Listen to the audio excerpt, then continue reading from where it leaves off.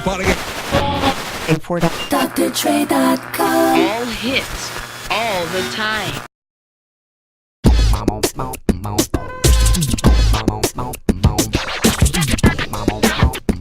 Okay, so yeah, I'll tell you how we got that name. We first got started in the FM 100 Pride of the Islands 2 competition. And we were so worried about submitting our tape and making sure that was the best that we could do, which wasn't that good. But we didn't even think about a name for our group. And so Heno, who was also an original member of the group at the time, she called me at work and was like, we need a name. And she had 3 choices. And the choices were naturally Hawaiian. Yeah. I'm only like 1/8 Hawaiian, so I don't know if that works. But reality check. And Kanalo. And Kanalo is Kaneohe and Waimanalo put together since we're both from those towns. So I like that. Yeah, that was pretty cool. I mean, the whole idea. However, you know, if you looked up the translation for it, it's like, you know, the lost or the vanishing or Not the fly or something. Yeah, but it's not Kaneohe Waimanalo. So setting the record straight. It's not Hawaiian. It's just Not Hawaiian. Kaneohe Waimanalo. Maybe it's Spanish or. Oh yeah, sure.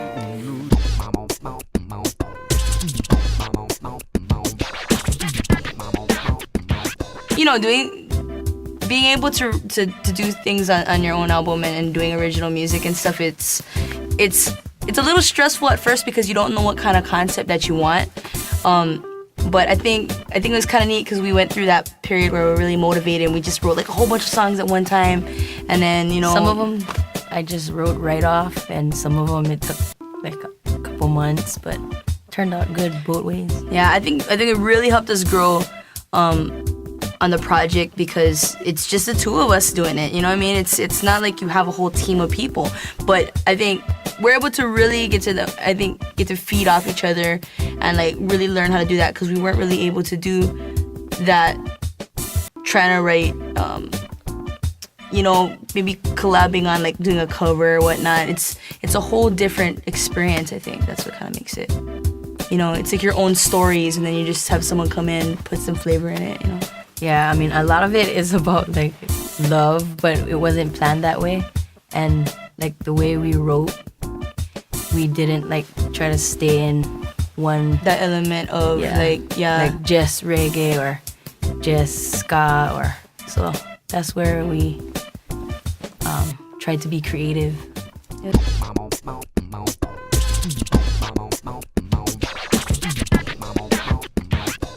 We were really, really fortunate to have like awesome musicians on our album, like Randy.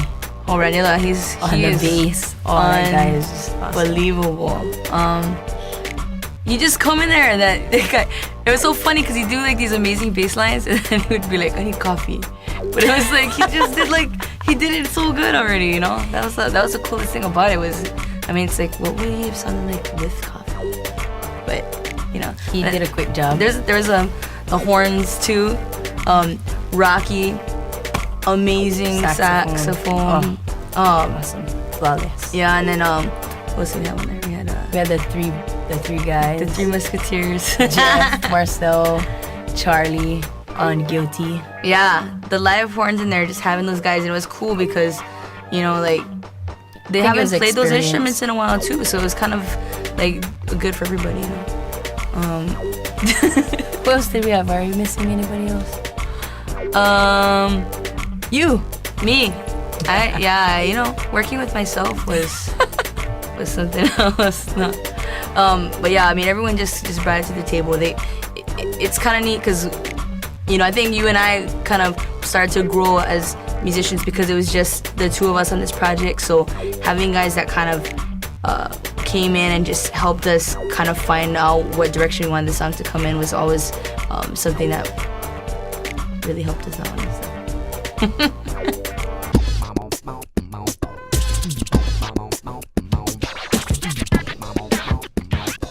How are we gonna do this when you're doing your solo JRoq career and we have this Kanalo thing going and, you know, another...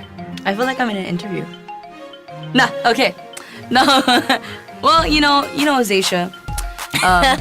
Well, the cool thing about it is I just drag you along with me. So that's a fun thing about it. I think having it just like a duet vibe with Kanalo, it kind of makes it fun because I think we're just a lot more open to ideas. So it's like, Takeze, you think you can do this for me? So I think a lot of things are more favors. So as far as balancing it, I think it's just more a matter of, hey, should we do this Kanalo gig or should we just do this JRoq gig?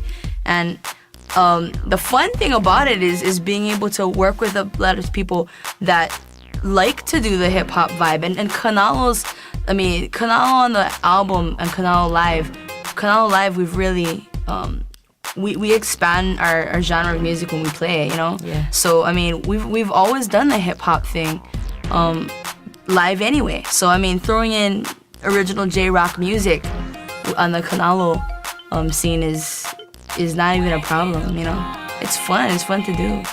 I can be all like, yo, and stuff. And working with different musicians for JRoq and the Funktastics. The Funktastics, yeah. Just throwing them in, having them back us up with the Kanalo thing. That's, I think it's really not gonna be a problem. I don't think. What do you think? Yeah, I don't think so. Maybe we have to just dress differently, probably. Something.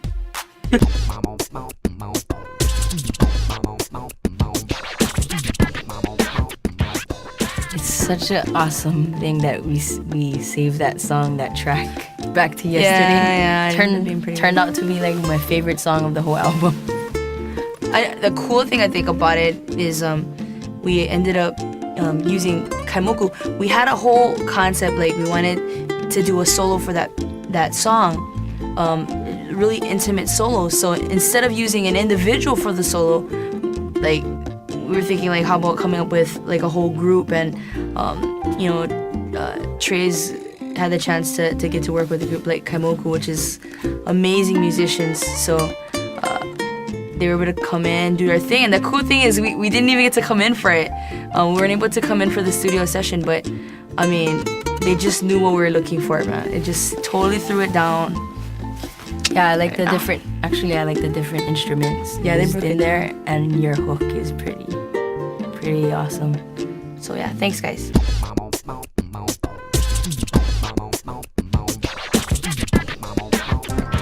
Oh, Dr. Trey, he's a funny guy, man.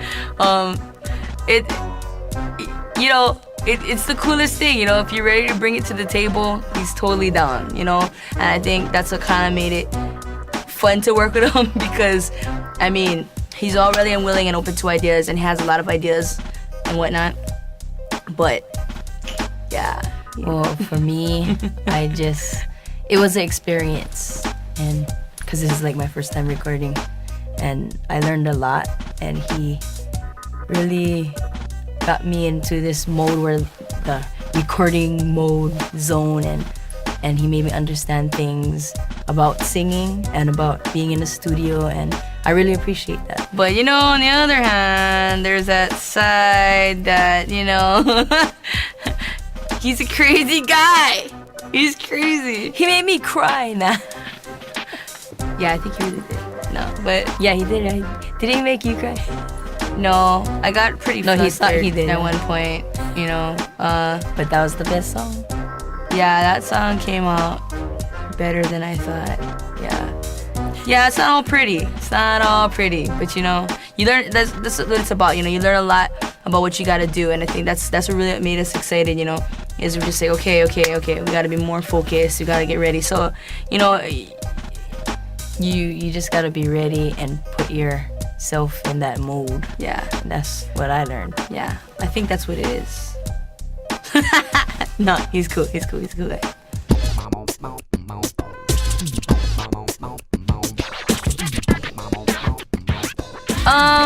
I would say it would be like Come On Over. Nah, I don't even know why I'm hesitating. That's actually probably my favorite song because I like the beat. The beat was that beat. I think that's what it was about. I wanted to take that song. So the vibe. I had a chance to write it and stuff, and yeah, it's such a driving song, and the original concept of the song was a little slower, But again, Trey stepped in and decided to make that thing like have a little more force to it. And oh man, so I totally was like, let me have that song. And it took me like I did 5 minutes. No, I wish, but the ideas were there. Like what's so funny is like on my phone, I have like the voice notes on my phone. So like I think I just erased them, but like I'll have all the driving to work, like boom, boom, boom, boom, boom, boom, and I'm all like, come on, and it's like flat and everything. It's like all kinds of crazy ideas, but like I'm humming it. But I mean, that's how the song got together, and then we just Gotta find that hook. Yep, and then I think like the other thing we decided is because of the whole JRoq project, like we threw in hip hop rap in there. So I think that was kind of neat, get to kind of mesh the two together, having that was, I think that was probably the most funnest song I had. I really I jumped around, did all kinds of crazy things when recording that song because I was feeling it. So, I think that's another thing too, when you come to the studio and you don't feel it, you just know, yeah.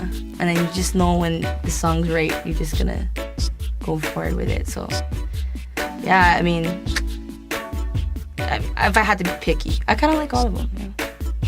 You came through, you did some really awesome songs too. Good job.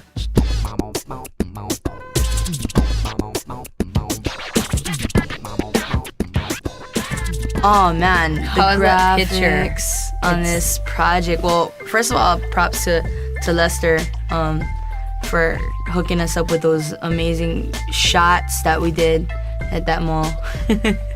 Who Lester would know? Miyashiro. Yeah, he's an awesome guy, and he's really cool to work with. He'd pass for a Japanese tourist if you weren't paying attention.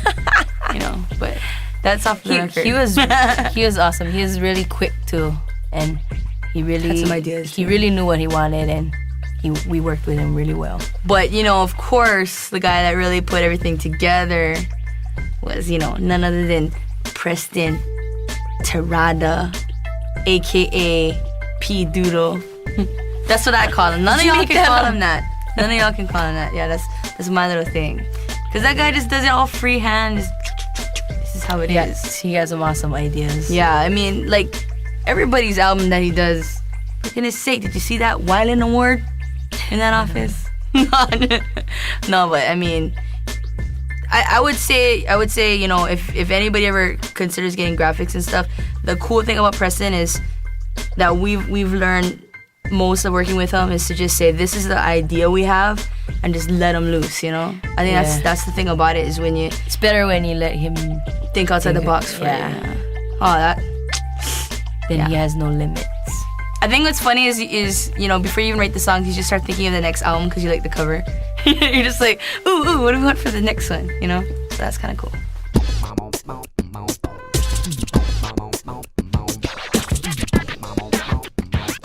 Greg Asting, yeah, he's awesome. He's a cool awesome guy. keyboardist. We met him at the Oswald concert, the Superstars of Reggae, when they came down just recently. He's a keyboarder. A keyboard player.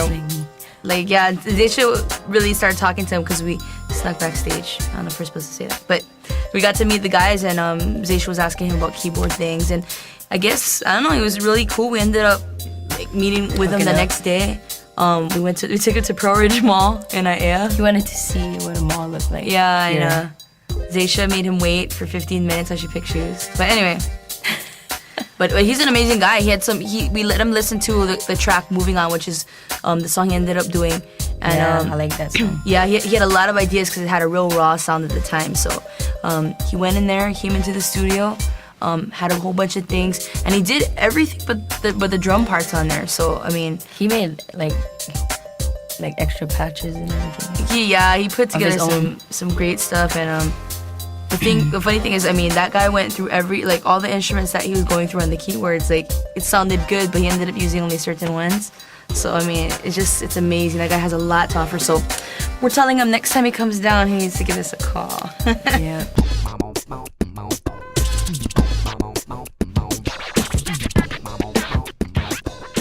Yeah, I guess you'd call that album 1.5, right? Not too many people know about that album that didn't get released. Yeah, that's actually my first recording. Zaysha did do a recording on it, and thank goodness I had that experience. That was Experience first. Yeah, that was helped the a little original bit. move. That was the original move album too, I think. We're the whole concept, and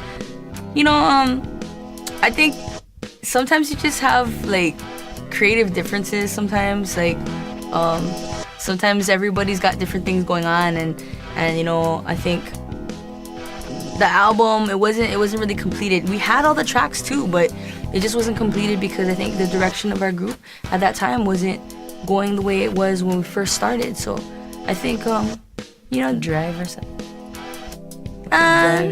no, I mean even within like just all of us members too, like you and I had some kind of like I don't know, we had some differences, and then like with the two boys with Justin and Keone, and like everyone had differences, but it got, I think, a little bit more tense, toward the completing of the project, and we just never completed it. But it's not a bad thing. I think something that people need to understand is like when you play music, sometimes you're just so passionate about music that like sometimes you're just more passionate about music going this way, and then you have another person going this way, and sometimes it just doesn't work. And so I think like Keone wanted to do his own thing, and that was cool for us too, because maybe the whole vibe of the project maybe wasn't, I didn't agree with all of it either. So I mean that happens all the time. It's not something new. Well, I like the Diana King song though.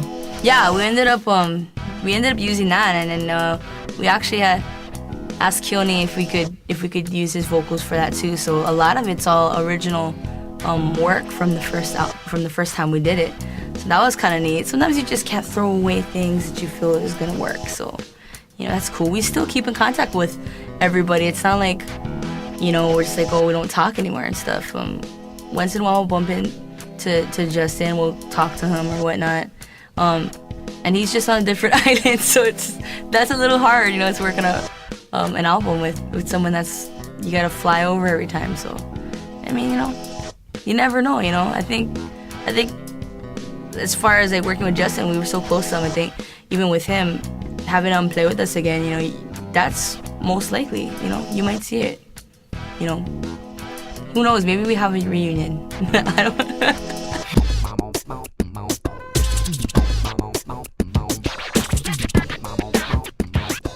I just remember we went to watch. Used to play with another group. Yeah, I played in one way. Actually, I played in one way, and I was strumming my guitar and singing "Bitty Bitty Bum Bum," and I saw this crazy girl in her yellow backpack. She's pointing at me. She's like, and I'm like, "Who the heck is that?" Yeah, and they're like, "That's Jenn. That's Jenn of Kanalo," and I'm like, "That's the drummer girl." And then that's how you came up to me, of course, because I wouldn't talk to. Yeah, she was kind of a weirdo. She still is, but not as much.